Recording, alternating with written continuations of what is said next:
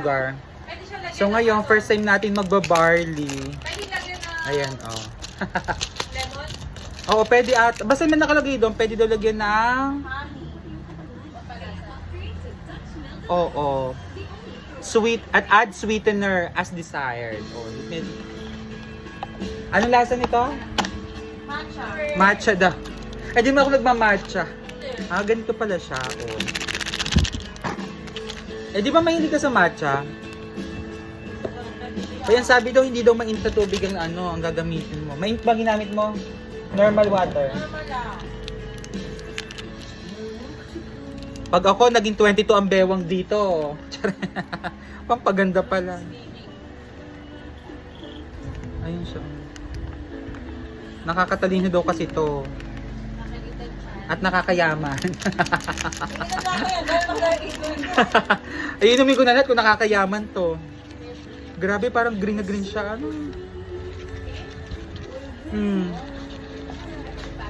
Kachikan sa lider, bebe.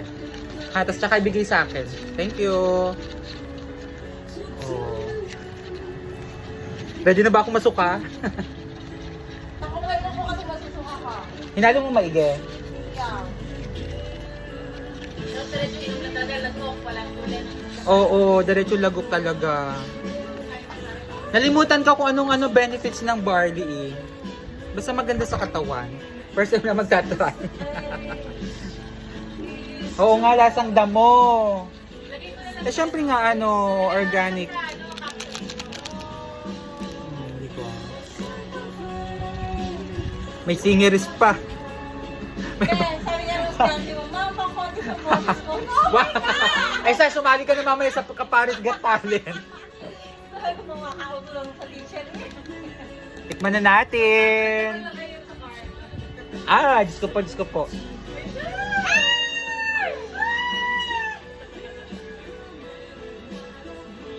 Isa ka lang baka.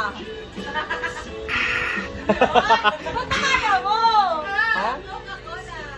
Hindi nila sa Oo, alam mo yung parang hinanam na. Huwag mo lalasahan kasi kung lalasahan mo, Lasahan ko, parang kaya nasuka ako. oo, kung lalasahan mo kasi siya, masusuka ka talaga. Tapos parang may mga buha-buhangin. Ano?